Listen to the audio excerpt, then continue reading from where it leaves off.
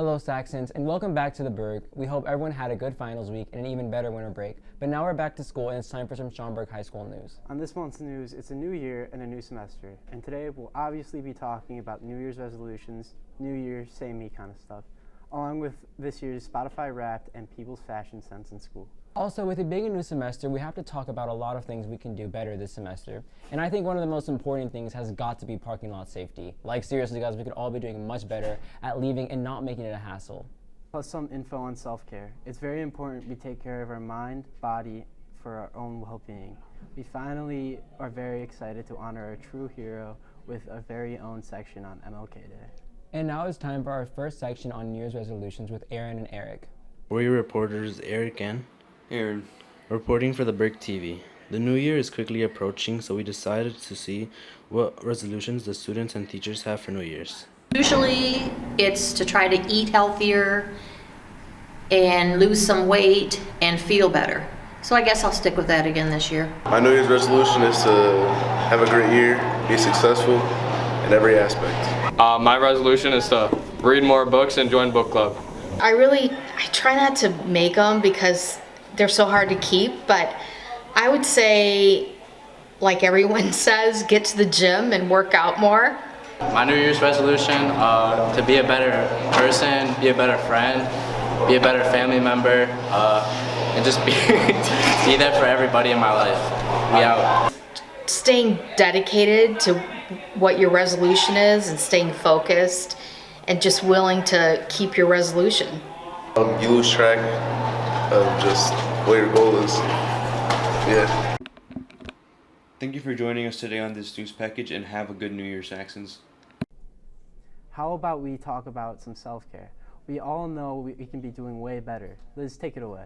The holiday season is approaching, meaning there will be many activities to do with family and friends. But it's important to also have time to take care of yourself and focus on your mental health. So we'd like to share with you the importance of self-care during the holidays and how you can take care of yourself and your mental health.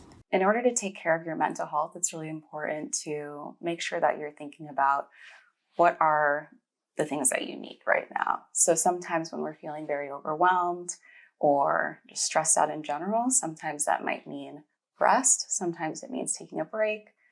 Sometimes it could mean nourishment, eating, sleeping, making sure that you're taking care of your body, and really checking in with yourself about, how am I doing today? Am I having a hard day? What might I need? Checking in with yourself and just taking time to slow down and stay in the present moment are all ways I think that you can really help yourself. They also shared with us ways they took care of their own mental health. The way I prioritize my mental health is by making sure that I set some boundaries in terms of how much work I can take on. So I always want to make sure I'm not overloaded with things. Otherwise, I won't have time to take care of myself. And I think in order to prioritize self-care, you have to be able to have the time and the energy to be able to do so. And for me, my self-care sometimes can just look like making sure my place is clean and I have a comfortable place that I'm staying in. Making sure that I get enough sleep. I think that's probably one of the big ones. For me, self-care is like a bunch of things. I like to take care of myself, so getting my nails done, do my makeup before school, looking nice, and then I also like to write poetry or listen to music. And finally, they told us some things they want to improve on during winter break. I plan to write a lot, to reflect a lot, and what I can do better and what I can grow on for the next semester. So I think a lot of writing and reflecting. Here are some of the last things Ms. Fleury had to say about self-care. At the end of the day, you need rest and taking care of yourself to be able to do the things that you like to do. So whether that means being productive in school or hobbies or clubs or anything like that, if you don't have the fuel to be able to do that, it's going to be much harder. So that's why I think it's really, really important to prioritize self-care and making sure that you are also addressing your own needs before you are maybe taking care of somebody else's needs, your work. That all is very, very important, but there has to be room for yourself too in all of that. Now for Christian and Joey's mission on making a safer parking lot. There are many safety precautions that need to be taken in the school parking lot. It only gets worse with bad weather. These kids, they're driving the wrong way down the lanes all the time. It's so annoying. And we're going like this, and then they stop and they start, and you almost get hit by the cars. It's bad. You drive when it's nice out. You really can't drive when it's bad out. And then you can't see because it's dark out, and there's snowflakes, and it's slippery, and it's a real disaster. We spoke to Officer Gibbs and our administrator, Ms. Smith, to find out what we can do to avoid these issues in the parking lot. Depending on the conditions, whether that's for weather or that's just going through the parking lot. Some areas and aisles are a little bit smaller than others. So you just have to adjust how you're driving and making sure you have the proper tires.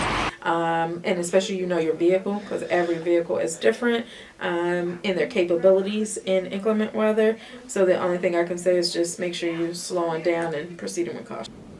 I think what's going to be most important is if we have everyone that follows our traffic direction. So we have staff before and after school and police officers helping to direct traffic in the parking lot. So if everyone can follow those directions that we have, that would be really helpful in making our parking lot safer. How big an effect does bad weather take on students in the parking lot? I think it takes an effect on everyone, not just students, but it takes a significant longer time for everyone to travel when there's bad weather outside. So just make sure that you're taking extra time to get to school when you know that there's snow or rain outside that might affect traffic. We learned that depending on the weather conditions, we all need to drive more cautiously in the parking lot. This is Colin, Joey, and Christian from the Burg News.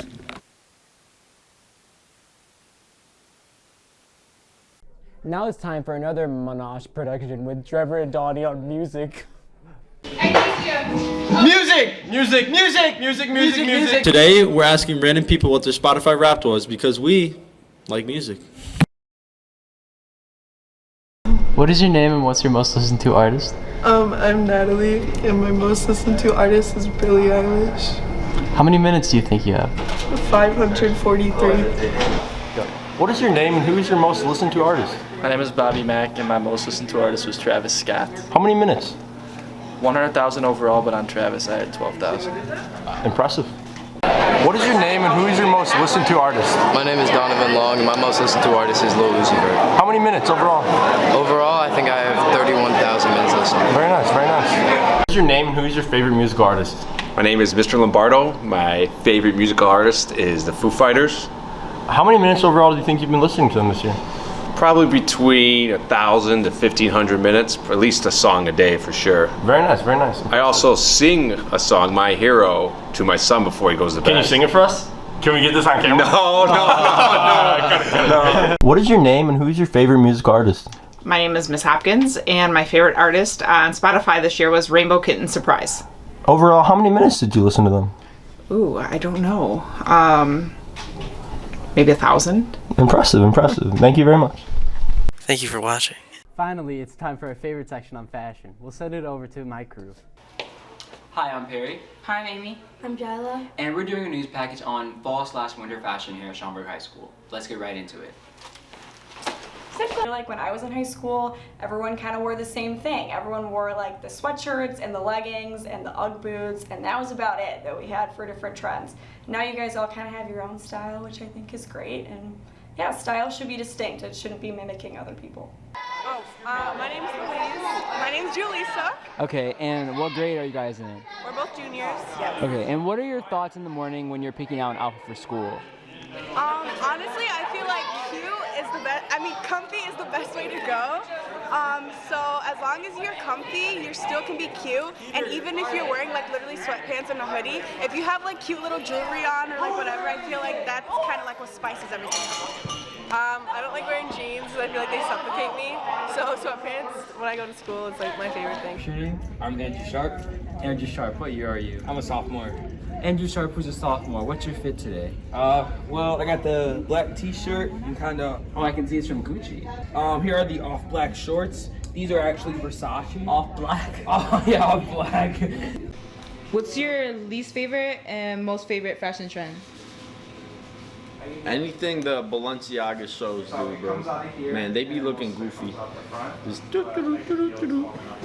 I don't know, least favorite fashion trend, like ripped jeans or something? I don't know. My favorite fashion trend's gotta be the cargo pants. You know, you can just, they're so accessible, you know, you can fit more things in the pockets. The more pockets, the better, you know? It's just like, I love it. How important do you think it is that Schaumburg students have the freedom to express themselves using their fashion? I think it's extremely important because I love learning where kids come from with their clothing choices, why they choose what they choose, but I also like that they make choices that make them feel comfortable and confident. I actually had a student, Elizabeth Reyes, in my 5th period class, comment that I look exactly like an English teacher. This is Perry, Amy, and Jala signing off on behalf of the Burg. Thank you for watching. Bye! Now it's time for our very last section on MLK and how it impacted our civil rights. Evan, take it away.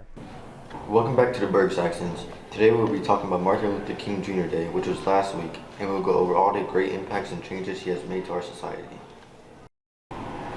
As you already know, Martin Luther King was a minister and civil rights activist. He was born January 15, 1929, and made it his life's mission to put an end against racism and fight for equal rights within the country. He has made many campaigns and speeches, his most popular being his I Have a Dream speech in 1963, which gathered more than 200,000 people.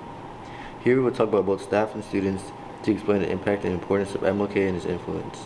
You know, for the civil rights movement, one of the most significant things that Martin Luther King did was he brought national attention to a lot of the issues facing the South. Not even national, just like global attention, really. You know, he was a fantastic orator, and he used his speeches to bring a lot of things to light. The way that he changed the way people stand up for themselves, he was able to have peaceful protests in order to bring about change and also to bring about different thoughts about what was going on. So when he would have these protests, he was able to bring light to the negative things that was going on in the Black community, which made it visible to others that might not have seen it right before their eyes. And so then that was able to then make changes within the world. How do we still see the impact of his legacy in today's society? Well, I mean, the fact that I'm even at the school able to choose whatever education I want, and the fact that when I come of age that I'll be able to vote, wouldn't be possible without him. I'm pretty sure that he tried to go to first grade when he was 5 years old, and he was actually kicked out of school because he was too young to be in first grade. But then he eventually ended up, because of his intelligence, skipping grades and went to college when he was 15.